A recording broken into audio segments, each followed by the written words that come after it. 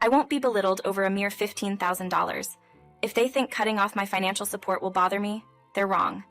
I've been assisting my brother and his wife for a decade, sending them money consistently. Despite my generosity, they choose to treat me disrespectfully. Well, fine by me. I decisively hung up the phone, leaving them to worry about their situation. My name is Evelyn, and I live happily with my husband Edward and our son William. Edward is a kind and helpful person who actively contributes to household chores and spends quality time with William. However, amidst this content life, there's a concern regarding my older brother Jack and his wife Maya, who reside in our family home. Our mom, Jean, retired and returned home after Jack and Maya declared they would take care of her. Grateful for their offer, I accepted and began sending Mom $15,000 every month. However, things took a turn for the worse when Jack and Maya started managing the money. If I ever forgot to send the money, Maya would angrily call, berating me each time. Mom's behavior also changed, comparing me unfavorably to Jack and expressing disappointment. Growing up in a single-parent household, I was worried and accepted Jack's offer out of gratitude. Despite my consistent financial support, I now face criticism and extortion-like behavior from Maya. This has left me feeling uneasy about the entire situation. The aggressive behavior began when Maya first entered our family. Her initial judgmental comment about me being a plain girl caught me off guard, and her inappropriate attire only fueled my discomfort. I confided in my supportive husband, and though I felt better momentarily, the unsettling feeling of having Maya as family lingered. While Jack isn't the most sensible person, I had hoped to get used to it. Unfortunately, their behavior worsened after moving into the family home. Concerns about Mom's well-being lingered in my mind, but between work and raising William, I couldn't find the time to visit her. Consequently, I was left in the dark about the details of her situation. At the end of the month, amidst our busy lives, Mom unexpectedly called, following the usual routine. I had just dropped my son off at the childcare center and was about to head to work when my phone rang. Worriedly, I answered the call, asking Mom what was wrong. To my surprise, Mom sounded furious. When I inquired about the reason for her anger, she uttered something outrageous, demanding to know where this month's money was. I was shocked, as I had already sent the money at the beginning of the month. Trying to explain, I told her I transferred it to Jack's account, but she angrily insisted she hadn't received it. Perplexed, I asked her to check again, but she wouldn't listen. In a fit of anger, she accused me of becoming irresponsible and ungrateful, claiming that I was sending less money. Despite my assurance that I did send the $15,000, she continued berating me. Fed up, I yelled back, emphasizing that I had fulfilled my financial obligation, and then hung up. Perhaps it was a bit childish, but I wanted to make it clear that I had indeed sent the money. With the prospect of facing unfair scolding again the next month, I felt the need to check in with my brother. I suspected that his wife might be involved in something fishy.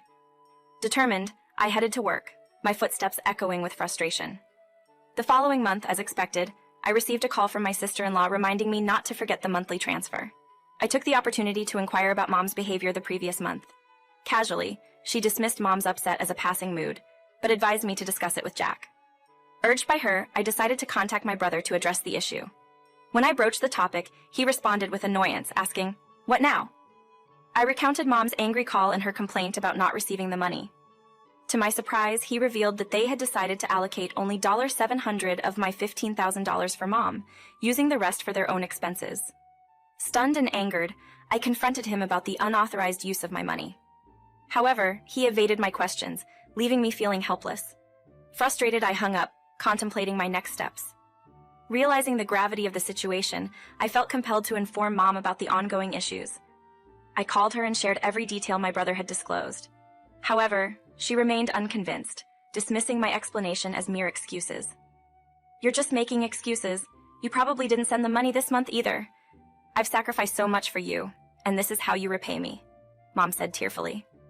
Feeling helpless, I suggested switching to a video call to prove that I had indeed transferred the $15,000. Mom reluctantly agreed, and as we switched to video, I displayed my bank card with the transaction history. Despite my efforts, Mom stared at the evidence without uttering a word. I hoped she had finally understood, but her skepticism prevailed. "You probably faked this. I heard on the news that it's easy to create these things now. Just pay this month's amount and we'll talk after that," she declared. Reluctantly, I transferred the $15,000 and promised to show my brother's bank card too. Mom, acting high and mighty, insisted on seeing my brother's bank card before continuing the conversation. She hung up without reciprocating, leaving me to trust that she and my brother would understand. I transferred the money for the current month, believing it would resolve the misunderstanding. A few days later, I received an angry call from Mom, questioning my actions. Confused, I listened as she claimed not to have received the money for this month and struggled to make ends meet. I reiterated that I had transferred the money on the day I called her and suggested checking with my brother. Annoyed, my brother gruffly responded that Maya had the bank card, and it was none of my business how they used the money. Frustrated, I contacted my sister-in-law, who nervously admitted to withdrawing the $15,000 to buy a designer bag. She nonchalantly explained that she planned to pay it back once she received her part-time paycheck. Angry and incredulous, I implored her to return the $15,000, emphasizing that the money was intended for Mom, not her leisure. In response, my sister-in-law snapped back, belittling me and demanding an additional $1,500, asserting that as a full-time worker, I should have more money to spare.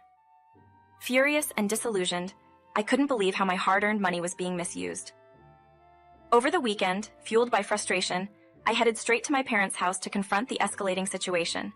My sudden visit surprised my brother and sister-in-law, but Mom welcomed me in, asking if I brought the money. I confirmed that I had transferred the money and explained that I came to verify it by checking my brother's bank card. When I confronted my sister-in-law, she made a disgusted face and refused to show me the bank card. Insisting that she should display it since I had transferred $15,000 to my brother's account, she continued to resist. When I mentioned her promise to return it after receiving her paycheck, she attempted to dodge the question, accusing me of trying to blame her for not transferring properly. In the midst of our argument, Mom shouted in anger, urging me to leave and declaring that I was no longer her daughter. In my frustration, I retorted that I would stop sending money. I revealed to Mom that my brother and his wife weren't as trustworthy as she believed, disclosing their deception about only giving her $700 out of the $1,500 I sent. Despite their denial, I stood firm, declaring that I would no longer provide financial assistance. Leaving my family home with those words, I felt a sense of finality. I decided to cease helping them, regardless of the consequences. When I shared the incident with my husband, he comforted me, assuring that it was okay to stop sending $15,000 after 8 years. He reminded me that my brother and his wife would find a way to manage, and I shouldn't worry about it. Feeling reassured by his perspective, I acknowledged that sending money was a gesture of goodwill. I realized that my brother, as an adult, had the means to earn a living, and I shouldn't be compelled to support their lives. The sense of obligation that had weighed on me for so long began to lift. Having shouldered the responsibility of cleaning up after my brother and Mom's mistakes for an extended period, I often questioned why I felt obligated to care for them. Initially, it seemed normal. But now that my family comprised only me and William, my husband pointed out that I didn't need to guarantee their livelihood every month. This revelation felt like a weight being lifted off my shoulders. In the middle of the following month, my phone incessantly rang with calls from my brother and his wife. Despite my intent to cut ties with them, curiosity led me to answer. They questioned why I hadn't sent money that month, insisting that they had anticipated my support. I firmly declared that we were done, and I hung up. Later that evening, my sister-in-law, waiting outside my house upon my return from work with my son, caught me off guard. In an aggressive manner, she began berating me in the hallway of my condo, asserting that I should pay her the $15,000 as she took care of my mom.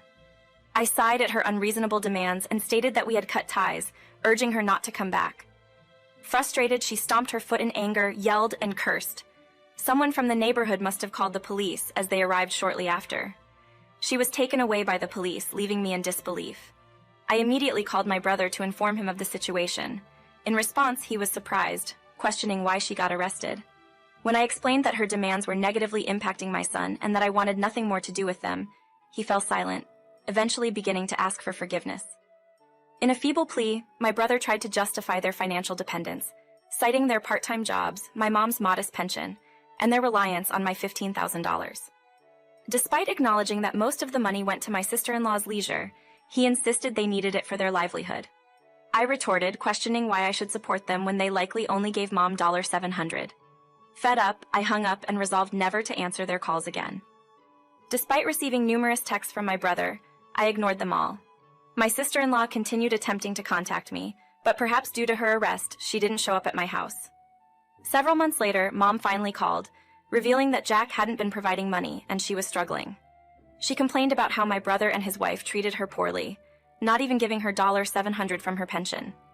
Despite her heartbroken voice, I felt no sympathy. The trust I had in both Mom and my brother had been betrayed, especially after they declared we were done. Recalling how I managed college without borrowing from Mom, and even paid off my brother's student loans, I felt that I had done more than enough. Advising Mom to kick them out of the house if she didn't want her pension taken by them, I ended the call.